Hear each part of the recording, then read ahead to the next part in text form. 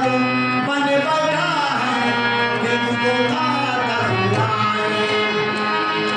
छाया है जो और अंधेरा भटक गई है दिशाएं। मानव दानव बन बैठा है किसको खाता सुनाए। धरती को फूलनी बना दे चलो, धरती को फूलनी बना दे चलो, प्रेम की गंगा बहाते चलो, ज्ञान की गंगा बहाते चलो। गाँव में आया जो दीन दुखी, गाँव में आया जो दीन दुखी, सबको गले से लगाते चलो, प्रेम की गंगा बहाते चलो, प्रेम की गंगा बहाते चलो। बोल सतगुरु महाराज की जय, बोल सच्चिदानंद भगवान की जय।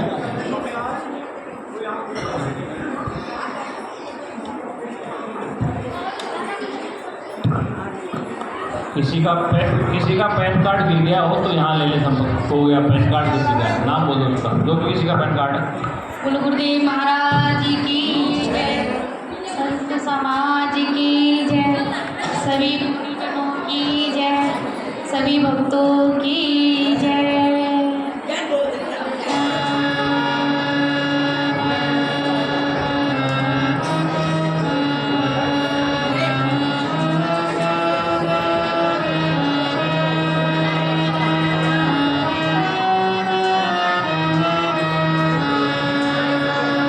मेरा छोटा सा संसार हरिया जाओ एक बार।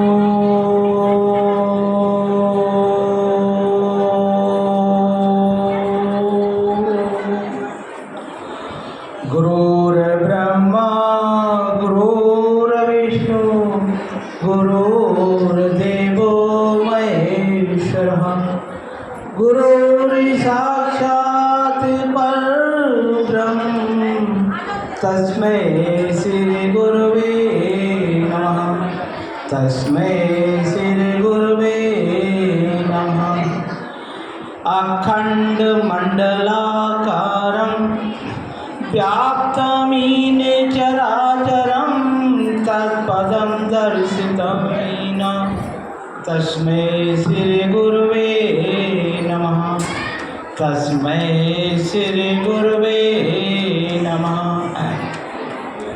बोलिए सद्गुरुदेव महाराज की जय, सच्चिदानंद भगवान की जय। अरे अटको अगर तुम भटको अगर तुम ना बन पाए काम, ले लो तुम गुरुवर का नाम, ले लो तुम गुरुवर का नाम। अटको अगर तुम भटको अगर तुम ना बन पाए काम, ले लो तुम गुरुवर का नाम, ले लो तुम गुरुवर का नाम। वेद पुराण ने आदि काल से गुरु महिमा गाई, गुरु महिमा गाई, गुरु महिमा गाई। ब्रह्मा हो क्या विष्णु सभी को गुरु भक्ति भाई, गुरु भक्ति भाई, गुरु भक्ति भाई। गुरु चरणों की कृपा से माटी चंदन हो जाए, गुरु भक्त जो गुरुद्वारे से जो चाहे पाए, गुरु का जो चाहे पाए। गुरु बंदन करो गुरु को नमन करो, सुबह को चाहे शाम, ले लो तुम गुरुवर का नाम, ले लो तुम गुरुवर का नाम। गम की सुबह हो दुख की दोपहरी या खुशियों की शाम, ले लो तुम गुरुवर का नाम, ले लो तुम गुरुवर का नाम।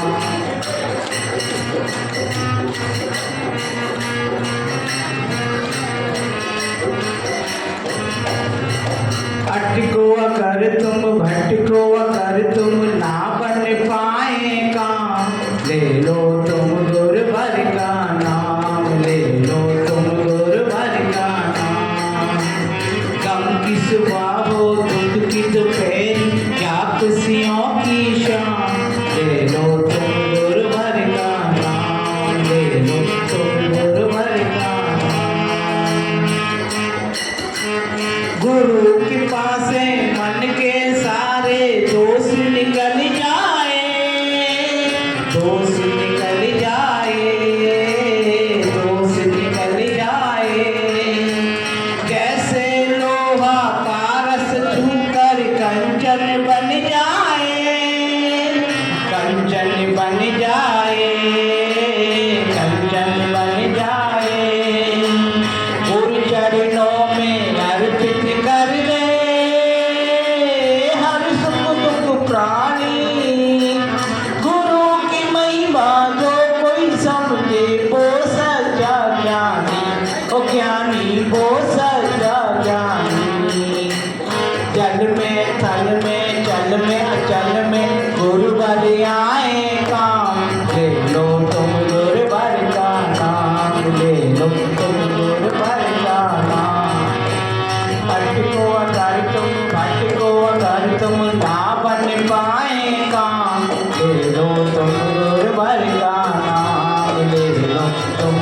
भर का नाम।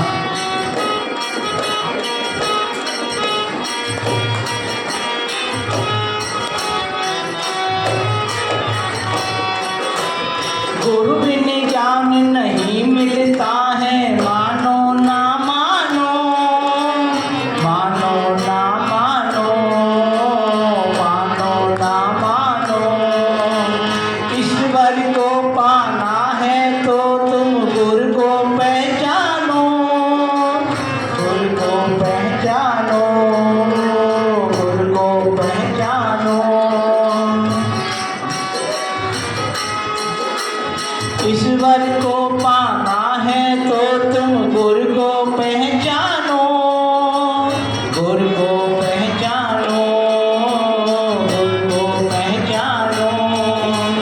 सच्चे मन से जो गुरुवर का सुमिरन कर लेता है, उसके मन में गुरु ज्ञान अमृत भर देता है, ज्ञान अमृत भर देता है।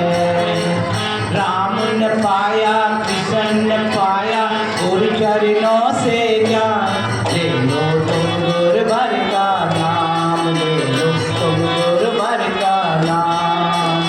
अटको अगर तुम, भटको अगर तुम, ना बन पाएगा। ले लो तुम गुरुवर का नाम, ले लो तुम गुरुवर का नाम, ले लो तुम गुरुवर का नाम, ले लो तुम गुरुवर का नाम।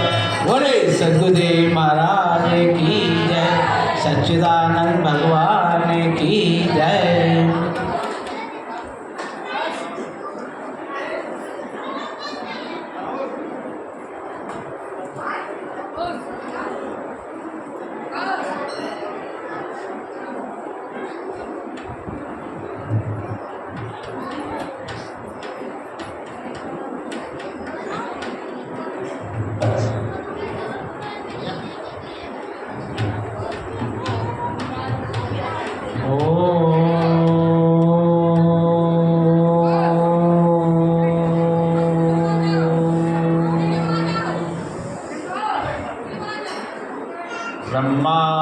ब्रह्मानन्दं परमसुखदं केवल्यं ज्ञानमूर्तिं द्वन्द्वातीतं गगनसदृशं तत्त्वमस्यादिलक्ष्यम् एकं नित्यं विमलमचलं सर्वधि साक्षिभूतं भावातीतं त्रिगुणरहितं सद्गुरुं तं नमामि। 2 मिनट में साथ सभी वो हरि कीर्तन बोलेंगे।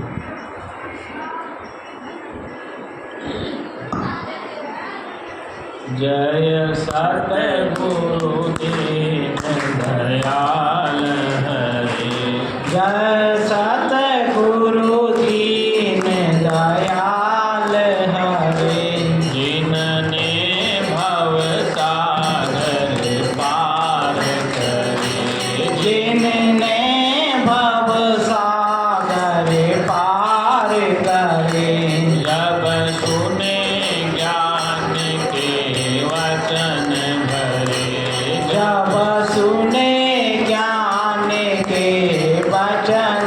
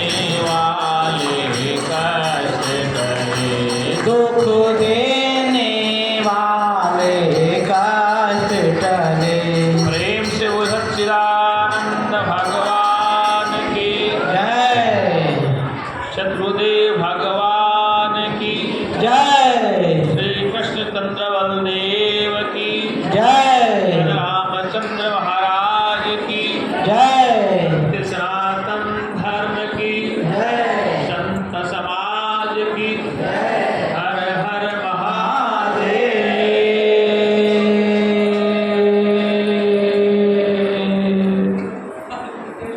अर्चनी वंदनी में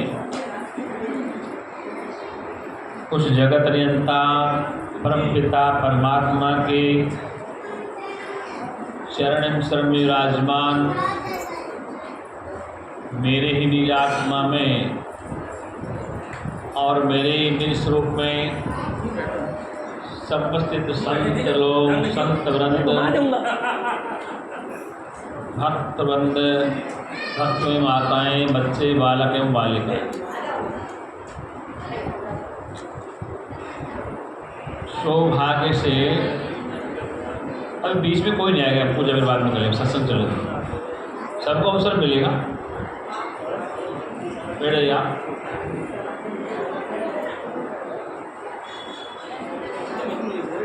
सौभाग्य से मनुष्य शरीर आप हम सबको मिला क्या मिला है मानव शरीर आप हम सबको मिला इस मनुष्य शरीर का मिलना इस त्रैकाल जगत में बहुत ही दुर्लभ है और दुर्लभ शरीर हम आप सब सुलभ है हमें प्राप्त हो चुका है तो प्राप्त हो चुका है तो इसके मिलने का उद्देश्य क्या है। आज आप सब लोग गुरु पर्व मनाने आए हुए हैं। क्या मनाना है? गुरु पूर्णिमा। क्योंकि पूरे भारत में नहीं पूरी दुनिया में जो भारत के देश है जहाँ पर गुरु पूर्णिमा का पर्व मनाया जाता है। जबकि विदेश में भी गुरु थे, जैसे सिकंदर के गुरु थे, इसके सिकंदर के गुरु थे और नहीं थे, लेकिन गुरु परंपरा थे वो भारतीय संस्कृति। अब ये प्रश्न है कि गुरु परंपरा क्या है। देखो सीधी परिभाषा ये है कि बालक छोटा होता है तो आजकल तो क्या होता है प्ले स्कूल होने लगे, फिर पहले गुरुकुल होते थे, जैसे गुरुकुल में पांडव लोग पढ़ते, राम भी पढ़ते थे, कृष्ण भी संदीपन ऋषि के आश्रम में पढ़ते थे, सभी लोग जाते थे। तो कहने का तात्पर्य गुरु का तात्पर्य कि जो आपको अंधकार से प्रकाश में लाकर खड़ा कर दे, जो आपको अंधकार से प्रकाश में लाकर खड़ा कर दे। अंधकार क्या है? अंधकार क्या है कि मैं इस संसार में आया था हरि भजन के लिए, लेकिन होटल लगा कपास। आया था हरि भजन को, होटल लगे कपास। आए थे परमात्मा का ज्ञान करने के लिए और होटल लगे कपास। मतलब जो संसारिक कार्यक्रम में उसमें हमने अपना चित्त मन ज़्यादा लगाया और ज़्यादा लगाने से हम व्याकुल हो गए, दुखी हो गए। इसलिए उस चित्त को गुरु के सत्संग के द्वारा परमात्मा में लगाया जाता है। अब मैं इसको उतार दूँ, कोई डरा तो नहीं होगा? जी श्रद्धा की मेरी माला उतार दी, मुझे भी 2 घंटा बैठना क्यों? फिर ये कपड़े भी खराब हो जाएंगे सारे के साथ, चैन मिल जाए। अब फोटो फाटो बता दो उसको, कोई दिक्कत नहीं, बस सही बैठो। हाँ उसी ना आगे बैठो। बोल सच्चिदानंद भगवान। आइए अपने स्थान पर। तो जो आपको अंधकार से प्रकाश में खड़ा कर, किससे कर दे? अंधकार से प्रकाश में खड़ा कर दे, अर्थात अविद्या हटा दे और ज्ञान करवा दे, उसका नाम गुरु है। संसार में माता पिता भी गुरु हैं कि हमारा वेद कहता है सबसे पहले मात्र देवो भव। पहला मंत्र वेद का क्या? मात्र देवो भव। माता देवतुल्य है, चाहे वो यशोदा हो, चाहे देवकी हो, चाहे आप सब। पहले बालक की गुरु कौन है? माता। मात्र देवो भव, माता ही देवतुल्य है, वह पहली गुरु है। वो कैसी है? जैसे मदालसा महारानी थी, गार्गी थी, ये सब माताओं ने अपने बच्चों को संस्कार दिया। तो पहले गुरु कौन है घर में? माता। फिर कहा पितृ देवो भव, फिर पिता गुरु है, वो भी देवतुल्य है। तो बालक सबसे ज़्यादा माँ के पास रहता है। किसके पास रहता है? माँ के पास। तो माँ जैसा पढ़ाएगी वैसा वो पढ़ेगा। जिस संस्कार पिता घर से बाहर रहता है, उसके संस्कार बाद में आते हैं। वो शाम को घर पे आता है, कई बार नहीं आ पाता, वो अपनी रोजी रोटी के लिए बाहर रहता है। तो पहले माता ही गुरु है, फिर पिता, उसके बाद आता है किसका नंबर? आचार्य देवो भव। अब गुरु का नंबर आ गया। किसका आ गया? गुरु कुल में पढ़ने का समय आ गया, तो वो आचार्य देवतुल्य है, जिसके द्वारा तुम शिक्षा प्राप्त करते हो, दीक्षा प्राप्त करते हो, उस आचार्य को देवतुल्य बताया। फिर एक देव और बता, अतिथि देवो भव। अतिथि देवो भव। अतिथि का मतलब है कि जो बिना तिथि के आ गया तुम्हारे द्वार पर, सूचना नहीं है, तो अतिथि है। तिथि तो बिना किसी तिथि के वो देवतुल्य है। ऐसा हमारे सनातन का परंपरा और सिद्धांत है। तो अब गुरु के पास क्यों जाते हैं? देखो, एक व्यवहारिक गुरु है, पारमार्थिक गुरु। व्यवहारिक गुरु में जैसे डॉक्टर पढ़ाएगा, इंजीनियर पढ़ाने वाला, वकालत पढ़ाने वाला, हिस्ट्री पढ़ाने वाला और पॉलिटिकल साइंस पढ़ाने वाला, फिजिक्स केमिस्ट्री पढ़ाने वाला, ये गुरु है, व्यवहारिक गुरु है, जिनके बाद बच्चा पढ़ लिख करके डॉक्टर इंजीनियर बनता है। क्या बनता है? डॉक्टर, वकील, इंजीनियर, जज, IAS, IPS बनता है, साइंटिस्ट बनता है। लेकिन एक पारमार्थिक गुरु है, वो ब्रह्म विद्या का उपदेश देता है। उसका नंबर लास्ट में आता है। इसमें आता है जब संसार से व्यक्ति चारों तरफ से थक जावे, डॉक्टर बन के भी चैन नहीं मिले, इंजीनियर बन के भी चैन नहीं मिले, अध्यापक मिल के भी चैन नहीं मिले, नेता मिल के भी चैन नहीं मिले, तो फिर लास्ट में आता है इसके बाद, जैसे नारद जी गए थे अपने गुरु सनत कुमार जी के पास, वो बेचैन थे नारद जी। नारद जी को वेद शास्त्र का ज्ञान भी था, तंत्र विद्या भी जानते थे, मंत्र विद्या भी जानते, समस्त विद्याओं की ज्ञाता। कौन? नारद जी। लेकिन नारद जी बड़े बेचैन थे, तो गुरु के पास पहुँचे, सनत कुमार के पास, क्योंकि सनक, सनंदन, सनादि 4 बड़े प्राचीन ऋषि हैं। तो उनके पास ये सनत कुमार के पास बोले, महाराज बड़ी बड़ी बेचैनी रहती है। तो बोले क्यों रहती? बोले महाराज देखो, मैं सब कुछ जानता हूँ। तो क्या जानता है? व्याकरण मैं जानता हूँ, तर्कशास्त्र मैं जानता हूँ, ज्योतिष मैं जानता हूँ, भूत पिशाच मैं जानता हूँ, आयुर्वेद मैं जानता हूँ, तंत्र मंत्र मैं जानता हूँ, फिर भी मैं बेचैन हूँ, वेद शास्त्र मैंने पढ़े हैं। तो गुरु बोले कि तूने ये जो जितना पढ़ा है ना, वो सब व्यर्थ जा रहा है, क्योंकि जिसके पढ़ने से तुम्हें शांति मिलनी चाहिए उस विद्या को तो तुमने पढ़ा ही नहीं। तो बोले महाराज वो कौन सी विद्या है? सनत कुमार का उसका नाम है ब्रह्म विद्या। कौन सी विद्या है? ब्रह्म विद्या। तो उस विद्या को जब तक तू नहीं समझेगा, तेरे जीवन में शांति नहीं आ सकती। क्या सकती? शांति। तो सनत कुमार ने कहा कि जो तूने पढ़ा आज तक, जैसे सुनो, एक तो खाली कागज होता है उसको लिख दिया जाता है, एक भरा हुआ कागज होता है। तो पहले तो भरे को डिलीट करो, जैसे मोबाइल भर गया और उसे कोई मैसेज नहीं आता, उसको डिलीट मारना पड़ता, खाली करो। ऐसे जो दिमाग में तूने भरा आता है उसको डिलीट मार, हटा दो। क्या करते हैं? डालने टाइम, जैसे गिलास पहले ही दूध का भरा है, उसमें दूध डालेंगे तो दूध क्या भरेगा उसमें? वो तो बांट के जाए। जो तूने सुन रखा है उसको बाहर तो निकालता नहीं, और मेरी बात तो सुनेगा नहीं तो कल्याण नहीं होगा। ऐसे कई विद्वान लोग हैं, कई संत लोग हैं जो जाते हैं, आते हैं, लेकिन अपना छोड़ना नहीं चाहते, उसका ग्रहण करना चाहते हैं। कहने का मतलब जो आपने सुना है, समझा है, उससे तुलना करो कि क्या उससे तुम्हें शांति मिल रही है। नहीं तो फिर आपको ब्रह्मवेता, तत्ववेता गुरु की तलाश करनी चाहिए। क्यों? देखो क्या मतलब, ब्रह्मश्रोत्रिय ब्रह्मनिष्ठ की परिभाषा क्या है? वेद कहता, हमारा शास्त्र कहता है, तद विज्ञानार्थम स गुरु विवा विगच्छेत श्रोत्रम ब्रह्मनिष्ठम, कि वह जिज्ञासु उस ब्रह्मवेता महापुरुष की शरण में जाए और समर्पण भाव जाए। समर्पण का तात्पर्य है कि मैं धनवान विवेकवान गुरु के पास न हो, मैं कुलवान विवेकवान न हो और मैं रूपवान विवेकवान न हो, मतलब किसी पद का रूप का रंग का अहंकार न हो। बिल्कुल निर्मल मन जन सो मोहि पावा, मोहि कपट छल छिद्र न भावा। कहने का तात्पर्य यदि आपसे किसी प्रकार का अहंकार किंचित मात्र है तो वह गुरु आपको उस विद्या से लाभ नहीं दे सकता, क्योंकि वो विद्या आपके अंदर घुसेगी नहीं।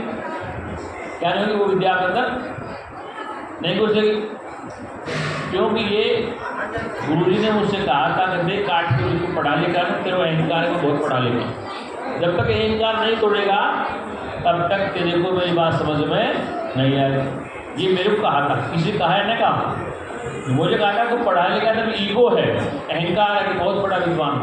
जब तक इस अहंकार को नहीं तोड़ेगा मेरी विद्या तुझे प्राप्त ही नहीं होगी। क्या होगी?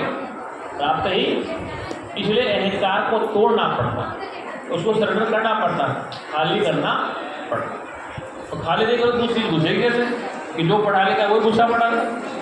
एक मेरे पास एक महात्मा ऐसा आया भी, वो सुनना नहीं चाहता बेटा सत्संग, क्या वो अपनी धुन में रहता, कहीं बैठ के सत्संग सुन ले कुछ, क्योंकि वो संस्कार में ऐसे घुसा पड़ा है कि न तो उसको उस बात का पता चल रहा और न वो सुनना चाहता। तो फिर कल्याण कैसे? इसलिए सुनना जरूरी है।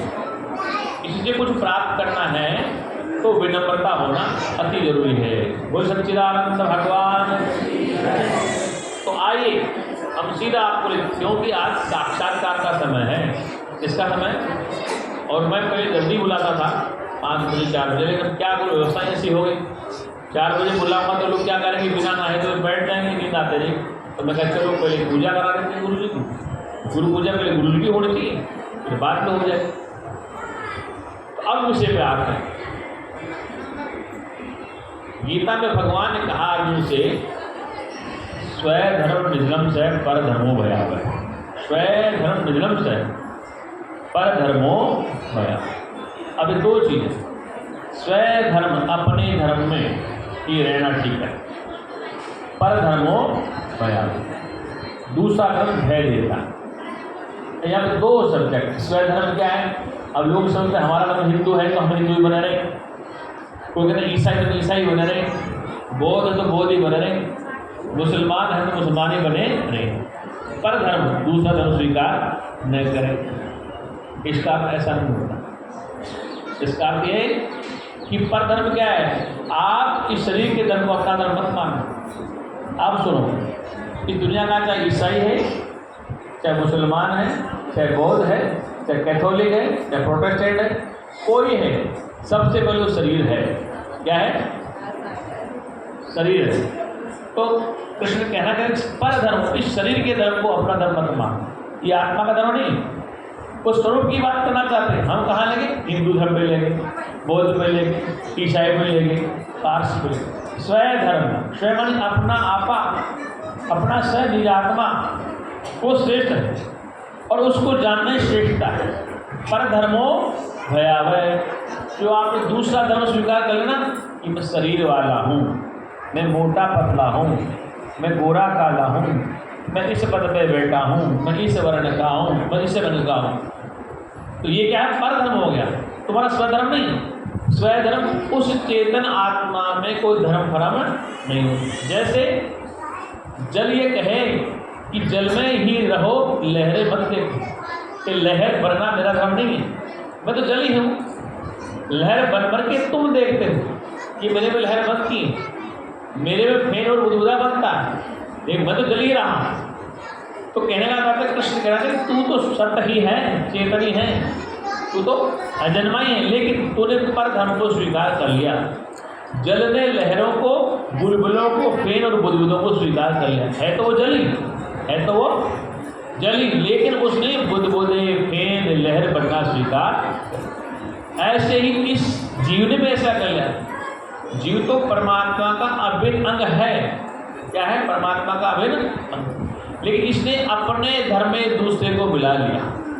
क्या कर लिया? और मिलाने से क्या हो गया? जैसे ही स्वयं चेतना से जीव अनभिज्ञ होता है तो कहाँ ध्यान जाता? मैं शरीर हूँ। कहाँ ध्यान गया? मैं शरीर हूँ, मैं पिता हूँ, मैं माता हूँ, मैं गोरा हूँ, मैं काला हूँ। और फिर सुनो, शरीर के बाद एक लफड़ा और है, शरीर के बाद एक लफड़ा और है। मतलब बैठ जाओ, सत्संग चला बैठ जाए आराम से, बाद में यहाँ बैठो आराम से, सत्संग में कोई पास ना विशेष भटक जाता है। माता जी आपकी श्रद्धा है, लेकिन ध्यान रखो कोई भी सत्संग जब प्रारंभ कर दो तो आप वहीं से दूर से प्रणाम करो, आपका स्वीकार हो जाए, कोई दिक्कत नहीं। क्या कहा आपने? कोई माता बहन कोई भी सत्संग प्रारंभ कर दो तो यहाँ प्रणाम, दूर से प्रणाम करो। उसी कहता है मेरा विषय भटक जाता है। कैसे करता? आपके मन को, बुद्धि को एकाग्र करता हूँ, मैं प्रयास करता हूँ और बीच में फिर उसी की तरफ ध्यान जाएगा, प्रणाम करने वाला। इसलिए ऐसे आने से मैं कृपा नहीं करने वाला हूँ, कृपा तो आपको अपनी करनी पड़ेगी। क्या कहा? ऐसे आने से विशेष कृपा नहीं होने वाली, कृपा तो आपको अपनी ही करनी पड़ेगी। वो सच्चिदानंद भगवान। तो विषय क्या चल रहा था? स्वयं धर्मो निर्धर्म से, स्वयं अपने धर्म में ही मरना ठीक है। मरना मतलब या मरना नहीं, अपने स्वयं को जानना ही ठीक है, पर को स्वीकार करना ठीक है। इसलिए शरीर के धर्म के चक्कर में सारे धर्म बढ़ गए। अगर शुद्ध जल हो तो लैर फैन बुधा कल्पित है, शुद्ध चेतना है तो फिर ये नाम रूप सब कल्पित। अस्ति भांति प्रिय सिंधु में नाम रूप जंजाल, लखितम आत्म स्वरूप निज होवे तत्काल निहाल। अस्ति माने जिसका अस्तित्व है, भांति तात्पर्य जिसका चेतन है, और प्रिय जो अस्तित्व है, सत्य है, चेतन है और प्रिय है, उसके आपके बीच में क्या लफड़ा? नाम रूप जंजाल, लखितम आत्म स्वरूप निज होवे तत्काल निहाल। सुनो सभी लोग ध्यान से कि नाम और रूप आपको कब मिला? ये पुराने लोग तो समझते, जो नए लोग आए ध्यान से थोड़ा। नाम रूप आपको कब मिला? देखो, जन्म से पहले तुम्हारा नाम नहीं था। जन्म से पहले नाम बाद में तो हुआ, दिनेश, राम, श्याम, राकेश, मुकेश, राजेश, ये नाम कब हुई? जन्म के बाद। अच्छा, जन्म से पहले तुम कहाँ थे? अपनी माता घर में थे, तभी कोई नाम नहीं था, उसमें तो तुम मास काल होते थे। और उससे पहले कहाँ थे तुम? पिता के घर में थे, पिता के घर में थे, पिता के यहाँ पल रहे थे। पिता अन्न खाता था, दूध पीता था, सब्जी खाता था, उससे आपका रस बना। उस समय आपका रूप था, रंग नहीं था, रूप था। क्या था? और वो माँ के घर में पड़ा तो शरीर बन गया, और बाहर आ गया तो नाम लिख दिया। क्या लिख दिया? गर्गाचार्य जी को बुलाया गया, किसका नामकरण करने के लिए? अनामी का नाम रखने के लिए। हे अनामी कौन? भगवान कृष्ण अनामी, चेतन अनामी है, सत अनामी है, ज्ञान अनामी है, ज्ञान अजन्मा है, चेतन अजन्मा है, आनंद अजन्मा है, सत्य अजन्मा है, चेतन अजन्मा। तो अब क्या हुआ? वो सत्य था, चेतन था, आनंद था, ज्ञान था। वह किसी पिता के घर में आया, फिर माँ के घर में आया, और बाहर संसार में आया। उसका नाम श्री कृष्ण वासुदेव देवकी नंदन है, गिरधर गोपाल। तो उनके नाम किसने रखे? गर्गाचार्य जी ने, जो उनके कुल गुरु थे। आपके नाम किसने रखे? आपके माता पिता ने, या आपके पुरोहित तो हमने रख दिया। तो नाम रख दिया दिनेश, राकेश, मुकेश। क्या रख दिया? अब शरीर से बुलाते हैं नाम, दिनेश, राकेश, मुकेश, राजेश, ये नाम रूप तो है। अब संसार में जब शरीर जाएगा तो नाम रूप भी तो मरेगा। क्या करेगा? नाम रूप भी तो मरेगा। अच्छा, जो नाम रूप में रहने वाला है, जो पिता के घर में रहने वाला था, पिता के गर्भ से पहले था, माँ के गर्भ से पहले था, अब भी है, आगे भी रहेगा। मतलब कि आप ये मत समझो कि आपके आने से पहले माँ के घर में परमात्मा नहीं था, ऐसा नहीं। परमात्मा व्यापक है तो माँ के घर में कौन है? परमात्मा व्यापक है तो पिता के घर में कौन है? कोई तो है। परमात्मा व्यापक है, हरि व्यापक सर्वत्र समाना, तो प्रेम के पकड़ हुए मैं। तो व्यापक है तो पिता के घर में पहले परमात्मा है, माँ के घर में पहले परमात्मा। प्रश्न आता है कि आप पहले आए, परमात्मा पहले आए? परमात्मा तो ऑलरेडी पहले ही था। आप तो नाम रूप से आए हैं। क्या है?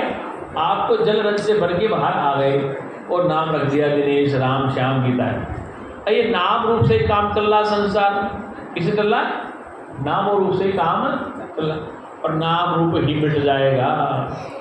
जिस जल में लहरें खत्म हो जाएंगी फिर बुद्धि मिट जाएंगे और जल रह जाएगा। ऐसे ही कुमार ने मिट्टी के मटके बनाए। किसके बनाए? मिट्टी के मटके। तो मिट्टी से मटके कल्पित हुए हैं। मटका, सुराही, कलश, सिकोरा, दीपक, ये मिट्टी के नाम रूप हो गए। अब सिकोरा टूट जाए, सुराही टूट जाए, दीपक फूट जाए, मटका फूट जाए तो क्या हुआ? तो क्या हुआ? तो क्या हुआ? मिट्टी बचा। फेन और बुदबुदे फेन और बुदबुदे फेन और बुदबुदे टूट जाए तो क्या बचा? जल ही बचा। अच्छा ये बताओ, जब मटका था, सुराही थी, तो क्या मिट्टी से अलग था? लेकिन आकृति इस पे थी, नजर इस पे थी, नाम और रूप पे। फेन और बुदबुदा लहरें थी जल में, क्या जल से अलग थी? बर्फ क्या जल से अलग है? नहीं है ना। समस्या क्या है? तुम किसान लोग जरा से बात समझो। किसान के घर में धान होता है, क्या होता है? तो धान और चावल भेद क्या है? धान और चावल भेद क्या है? कि धान छिलके और छिलके से बाहर आ गया चावल, इतना ही तो है। नाम रूप छिलका है धान और बाहर आ गया चावल। जैसे आम और गुठली में क्या फर्क है?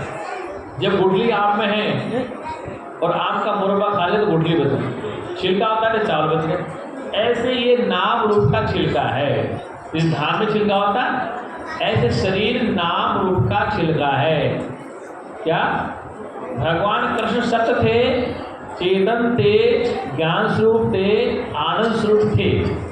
लेकिन जैसे ही वो संसार में प्रकट हुए, क्या हुए? कथावाच्य कहते भगवान पैदा में प्रकट हुए। हम भी कहते प्रकट हुए। तुम क्या हुए हो?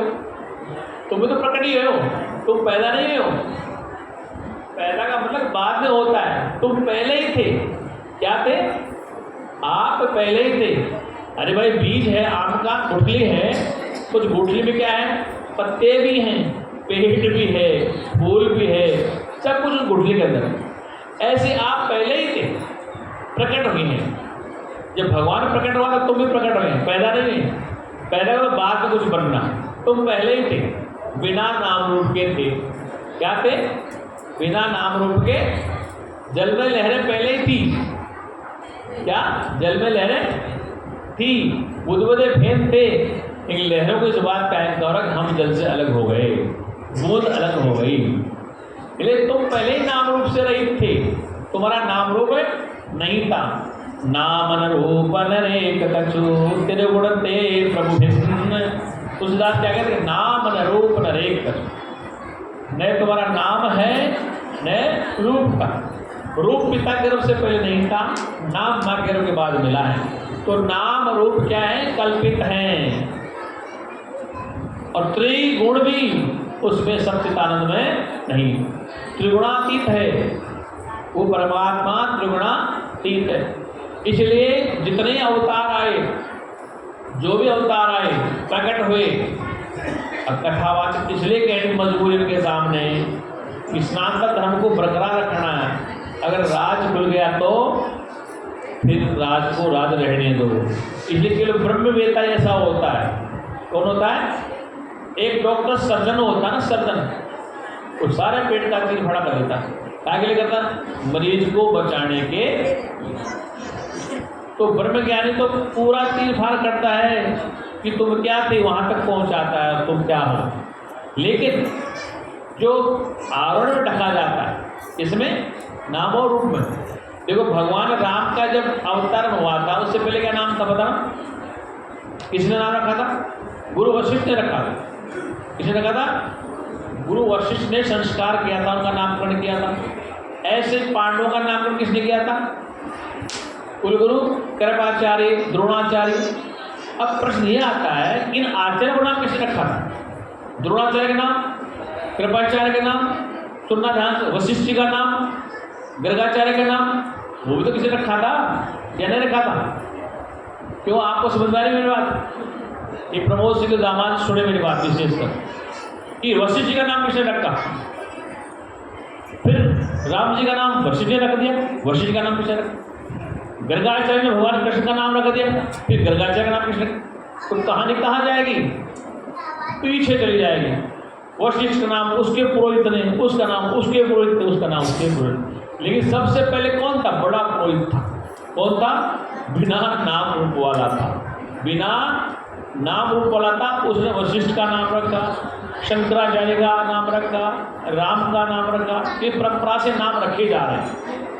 लेकिन प्रश्न आता है कि सृष्टि के आदि में पहले था, सृष्टि के आदि में पहले था, वशिष्ठ से पहले भी था, राम जी से पहले भी था, शंकराचार्य से पहले था, श्री कृष्ण से पहले भी था, ब्रह्मा जी से पहले भी था, विष्णु से पहले भी था, महादेव से पहले भी था। देवों के देव महादेव किसका ध्यान करते हैं? शिव अंत न पावा। क्या कहते हैं? जिसको ध्यान करते हैं ब्रह्मा विष्णु महेश, किसका ध्यान करते हैं? इसका मतलब उनसे कोई महान शक्ति है जिसका वो ध्यान करते हैं? महादेव जी आंख मिलते हैं, राम जी ध्यान करते हैं। कौन है वो? पराशक्ति कोई है। क्या है? ये तो रामायण का प्रमाण है ना। शिव अंत न पावा, वो भी ध्यान कर सकते हैं। हर बार समाधि में जाते हैं, समाधि में क्या ढूंढते हैं? जब खुद ही ब्रह्म है, कुछ समाधि किसकी लगाते हैं? किसका ध्यान करते हैं? राम जी किसका ध्यान करते हैं? मतलब कहने का तात्पर्य सब ऋषि मुनि देवी देवता ध्यान किसका कर रहे हैं? 28,000 तक ऋषियों ने नैमिषारण्य में तप किया। कितने? 28,000 ऋषियों तप कर रहे हैं। और उपदेश कौन दे रहा है? सूत जी महाराज। बोले 28,000 ऋषियों को उपदेश कौन दे? सूत जी महाराज। सूत जी महाराज कौन है? वो सब कुछ कर चुके हैं, ब्रह्मवेत्ता है, तत्ववेत्ता, उस जमाने के सबसे श्रेष्ठ वरिष्ठ ब्रह्मज्ञानी है। इसलिए प्रश्न ये आता है कि शंकर जी किसका ध्यान करते हैं? राम जी पूजा किसकी करते हैं? कहते शिवलिंग की पूजा करते हैं। रामेश्वर ने शिवलिंग लगाया। प्रश्न आता है शिवलिंग की पूजा क्यों करते हैं? फिर राम से बड़ा शिव है क्या? चलो शिव को बड़ा मान ले। फिर शिव से बड़ा कौन? शिव किसका ध्यान करते हैं? शिव जी किसका ध्यान करते हैं? अब प्रश्न आता है कि सब ध्यान करते करते पहले वाला है सबसे बड़ा, उसका ध्यान करते हैं। इसलिए वेद की तरफ जानना पड़ेगा कि सबसे अलग पहले नाम रूप से रहित एक सत्य चित्त परमात्मा था। कौन था? सबसे पहले आदि में एक सत्य था। गुरु नानक देव पागल थोड़ी थे कोई। क्या कह गए? आदि सत्य, जुगादि सत्य, है भी सत्य, नानक होशी भी सत्य। तो आदि में सत्य था, सत्य है, सत्य ही रहेगा। अब उस सत्य तक हमारी वृत्ति पहुंचे तो गुरु लोग क्या करते हैं? गुरु लोग उस सत्य तक तुम्हारी बुद्धि को पहुंचाने का प्रयास करते हैं। जहाँ न जाए मन विधि हरि हर को, जहाँ न जाए मन विधि हरि हर को। कि जहाँ पर ब्रह्मा विष्णु महेश की बुद्धि भी नहीं पहुँच पाती। ये तो भाई रामायण की है, मेरी बनाई हुई रामायण की है ना। जहाँ न जाए मन विधि हरि हर को, कि जहाँ पर ब्रह्मा विष्णु महेश की मन बुद्धि भी नहीं है, तो वो उसके बुद्धि की पार है। तो फिर आप कहाँ जाएंगे? तुलसीदास कहते हैं कि जहाँ न जाए मन विधि हरि हर को, जहाँ पर ब्रह्मा विष्णु महेश की बुद्धि भी नहीं पहुँचती। तो आम आदमी की क्या ताकत है भाई? विचार आता है, समझ के आराम करो, क्या भाग रहे हो? जब तुलसीदास कहते हैं कि जहाँ न जाए मन विधि हरि हर को, कि जहाँ पर ब्रह्मा विष्णु महेश की मन बुद्धि नहीं पहुँचती, तो फिर आम आदमी क्या बात? शास्त्र कहता है कि वो मन बुद्धि का विषय नहीं है। और तो फिर भाई कौन सा विषय?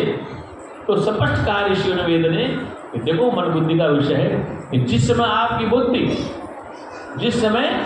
बुद्धि राग द्वेष से रहित होकर सत्संग को सुन ले, जिस समय आपकी बुद्धि राग द्वेष से रहित होकर सत्वगुणी बन जाए और उस सत्य का विचार कर ले।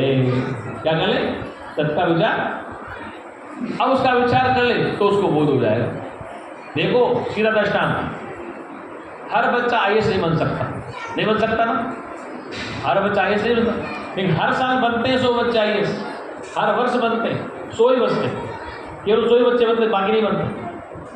टॉप भी होते हैं, लेकिन कौन होते हैं? इसका है तो वो बच्चे ही है, तो वो हर भगवान को नहीं जान सकता। हर बच्चा IAS नहीं बन सकता। कि भगवान को वही समझ सकता जो जिज्ञासु हो, जो सत्संग सुनने का जिज्ञासु हो, वही समझ सकता। जो पढ़ने वाला विद्यार्थी वही IAS बनेगा हर बच्चा। इसलिए कहा कि जहाँ न जाए मन विधि हर को, कि जहाँ पर ब्रह्मा विष्णु महेश की बुद्धि भी नहीं पहुँच पाती तो आम आदमी कैसे पहुँचेगी। इसलिए वो मन बुद्धि का विषय नहीं है। अब प्रश्न आता है फिर कौन सी बुद्धि चाहिए उसके लिए। भाई मन बुद्धि का विषय नहीं है तो आपके पास मन भी वही है, बुद्धि भी वही, फिर कौन सी बुद्धि है। तो वेद ने कहा कि सुनो बुद्धि वह है जिस समय सत्संग सुना जाए, गुरु के सानिध्य में बैठा जाए, उस समय उस पल आपकी बुद्धि क्या रहे, राग द्वेष से रहित विशुद्ध हो जाए। क्या हो जाए, विशुद्ध बुद्धि हो जाए। तो विशुद्ध बुद्धि में उसका प्रतिबिंब होगा। किसमें होगा, विशुद्ध बुद्धि। समझ गए। ये परमात्मा का ज्ञान किसको होगा, उसका बोध किसको होगा, जिसकी तीक्ष्ण बुद्धि है, तार्किक बुद्धि है।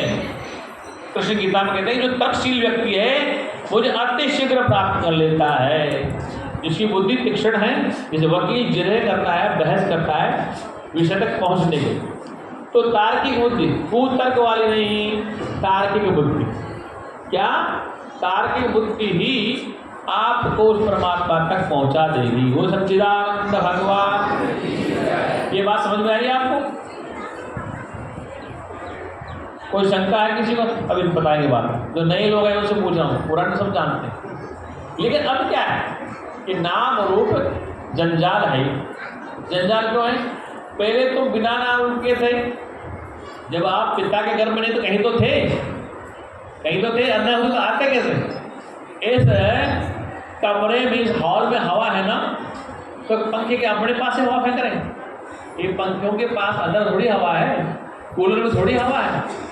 न कूलर में हवा है, न पंखे में हवा है, न AC में हवा है। हवा तो उस कमरे में है, हवा तो उस कमरे में, उस हवा को पंखड़ियाँ हिला रही हैं। अच्छा बिजली भाग गया तो हमारे पास क्या होता है? वो पंखा हाथ वाला, तो क्या उस पंखे में हवा है? अरे नहीं भाई, हवा तो उसके आसपास है, उसी को हिला रही है। क्या करें, उस पंखड़ी में हवा नहीं है, जो हवा फैली हुई है चारों तरफ उसी को पंखे से हिला रहे हैं। पंखे में हवा नहीं है, वो पंखा चलो हवा लगी। अरे पंखे में हवा नहीं है, पंखे में हवा नहीं, हवा तो हॉल में वही पड़ी। ऐसे परमात्मा ठसाठस पहले व्याप्त है। क्या है? वो तो प्रथम ही प्राप्त था, लेकिन किसी ब्रह्मवेता तत्ववेता गुरु का सत्संग नहीं मिला, इसलिए उसे अनभिज्ञ रहे। इसलिए कहा तुलसीदास ने कि गुरु बिन भवन तरह कोई, सो विरंच शंकर सम होई। अब एक लफड़ा कर दिया तुलसीदास ने, गुरु बिन भवन तरह कोई, गुरु के बगैर इस भव सागर से कोई तर नहीं सकता, चाहे ब्रह्मा विष्णु महेश ही क्यों न हो। ये भी कहते हैं गुरु बिन भवन निधि तरह न कोई, शंकर और विष्णु ब्रह्मा ही क्यों न हो। अब भैया अब इसके गुरु कौन है? ये तो रामायण के पाई है ना। गुरु भी नहीं भवन थी तरह न कोई, सो विरंच शंकर सम हो। ब्रह्मा हो या विष्णु हो या महेश हो, गुरु के बगैर तर नहीं सकते। अब प्रश्न आता है क्या कि सारा संसार गुरु पूजा कर रहा है, गुरु की पूजा करना अनिवार्य क्यों है? कि गुरु सत्य मार्ग पर लाता है, सत्य का बोध कराता है। तो ब्रह्मा विष्णु महेश को गुरु बनाना पड़ा, अब राम जी को गुरु बनाना पड़ा, वशिष्ठ जी को। कृष्ण जी के दो गुरु थे, कौन थे? संदीप ऋषि और दुर्वासा ऋषि। राम जी के भी दो गुरु थे, वशिष्ठ और विश्वामित्र थे। ऐसे ही महादेव जी कौन थे गुरु? शंकर भगवान गुरु कौन थे? अगस्त मुनि। कौन थे? अब ये जितने मुनि थे, जितने ऋषि थे, इनका सबसे पहला गुरु कौन था? अगस्त जी का गुरु पहला कौन था? वशिष्ठ जी का कौन था? संदीप ऋषि का कौन था? दुर्वासा जी कौन था? तो पहला गुरु कौन था? वो तुम ही तो थे। ले वाह, हम गुरु कैसे बने? तो सबसे पहला गुरु कौन था? वशिष्ठ से पहले, संदीप ऋषि से पहले, विश्वामित्र से पहले, संदीप ऋषि से पहले, ब्रह्मा विष्णु से पहले कौन था गुरु? आदि सत्य, वो सत्य ही था, सत्य परमात्मा ही था। वही किसी रूप में प्रकट हो जाता है, वही वशिष्ठ जैसा बनता है, वही राम जैसा बनता है, वही कृष्ण जैसा बनता है, वही संदीपन दुर्वासा बनता है, वही सब कुछ बन जाता है। क्या बन जाता है? तो सबसे पहले वो एक ही था, नाम रूप से रहित, अंत में वो एक ही रहेगा। तो गुरु बिन भवनि तरै न कोई, जब तक उस गुरु को न जानो, किसको? ये नाम रूप के गुरु तो भवसागर तरने के लिए मात्र समझाते हैं। क्या? नाम रूप का शरीर आपको समझाने के लिए काम आया है। आपका नाम रूप शरीर सत्संग सुनने काम आ रहा है। अगर शरीर ना हो तो बोलेगा कौन? वो सत्य व्यापक होने के नाते आपके मेरे मध्य में भी है, लेकिन वह न बोलता है न वो सुनता, इसलिए वो शरीर धारण करता है। क्या करता है? तो शरीर धारण करता है। जैसे खरबूजे का बीज है, ककड़ी का बीज है, तरबूज का बीज है, एक लगा दिया खेत में, क्या कर दिया? अब उस एक बीज में कितने तरबूज आएंगे? बीज हमने एक लगाया, तरबूज का एक बीज लगाया हमने, खरबूजे का एक, वो बेल फैल गई, क्या हुआ? और बेल बन गई, उसमें कितने फूल आ रहे हैं और कितने तरबूज लग रहे हैं, कितने खरबूजे लग रहे हैं, कितनी ककड़ी लग रही? अरे भैया हमने तो एक बीज लगाया था। क्या लगाया था? इस सामने खेत में एक बीज लगाया तरबूज का, अब वो बेल फैल गई, उस बेल में फूल आ रहे हैं और तरबूज जगह जगह लग रहे हैं। होता कि नहीं होता? तरबूज ऐसे ही आपका खरबूजा, ऐसे आपके ककड़ी जो बेल, ऐसे करेला एक लगाते हैं, उसकी बेल में कितने करेला लगाते हैं? तो एक से अनेक बन गए। एक को अहम भविष्यामी, एक और भविष्यामी, एक से मैं अनेक बन जाऊं। ये किसने पूरा? ये ईश्वर के अंतःकरण में संकल्प हुआ कि मैं एक से अनेक बन जाऊं। क्या करूं? एक से अनेक मैं बन जाऊं। करेला एक बीज था, कितनी बेल आ जाती है, कितनी उसमें करेला आते। तरबूज एक था, कितने तरबूज आ जाते। ककड़ी का बीज एक था, कितनी ककड़ी आते। ऐसे तुम्हारे दादा परदादा एक ही तो थे। कहते हैं जैसे मान लो कि तुम्हारे पिताजी अकेले थे अपने माता पिता के, आप भी अकेले हो, तुम्हारी कितनी बेल फैल गई आपकी, कितनी बेल फैल। एक को एम भविष्य में, एक से मैं अनेक बन जाऊँ। शादी विवाह में के लिए करते हैं, एक से अनेक बनने के लिए, एक से हम ज़्यादा परिवार बढ़ जाए। और जिसका परिवार नहीं बढ़े तो क्या होता है कि इसके वंश में कोई है नहीं। दशरथ का बुरा हाल हो गया था। दशरथ जी का बुरा हाल था, जब तक पुत्र प्राप्ति नहीं होती तब तक दशरथ जी का समाज में कोई जीवन ठीक नहीं, ऐसा था। तो एक से मैं अनेक बन जाऊं, एक से मैं, अरे जिनके घरों में पुत्र नहीं हो रहे, पोते नहीं, उनका हाल देखो। जिनके घर में पोता पोती नहीं हो रहे, 5-5 10 साल शादी को, उनके हाल देखो। कहीं महात्मा के पास जाते हैं, कहीं डॉक्टर के पास जाते हैं, कभी वो एक महात्मा ना जो मिस्त्री लगाता सर, उसके पास भागते हैं मध्य प्रदेश में। कहाँ की फिर क्या के लिए? एक से अनेक बनने के लिए। किसके लिए? एक से अनेक बनने के लिए, कि पोता न हो रहा, पोती नहीं हो रहा।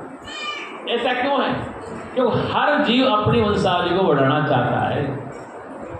प्राकृतिक नियम है कि हर प्राणी अपने वंश को बढ़ाना चाहता है। ये बात ठीक है कि नहीं समझ में आ रही?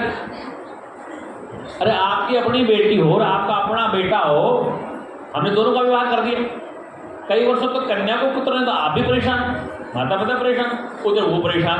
क्या कारण? बेल नहीं बढ़ रही है, आगे वंश नहीं बढ़ रहा है। क्या नहीं बढ़ रहा? तो कहने का तात्पर्य कि एक को एम भविष्य, वो मैं ही संकल्प करता हूँ कि एक से मैं अनेक बन जाऊँ।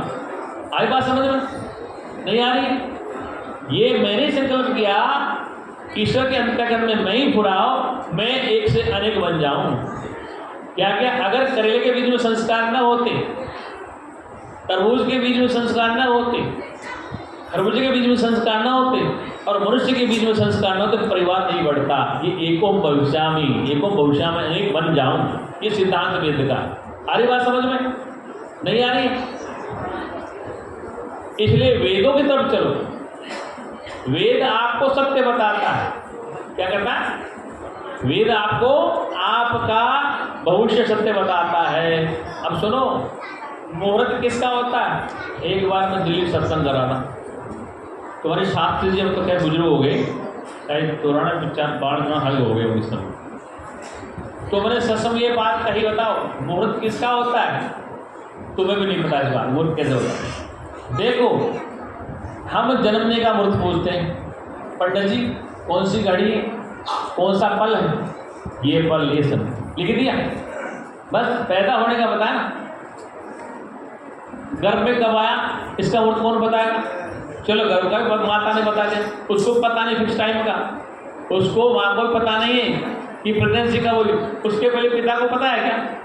तो मूर्त किसका ढूंढ रहे हो? अजन्मा का मूर्त ढूंढ रहे हो?